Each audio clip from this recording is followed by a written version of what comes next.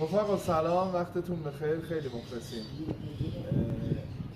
تو استوریای اینستاگرام هم گفته بودم که آف میخوام بذارم، اینجا هم یه پست میخوام بذارم و در جریانتون بذارم که از امروز 19 دی ماه به مدت 5 روز یه آف خوب داریم. هر چی بتونم از پرنده ها میذارم با قیمت مناسب.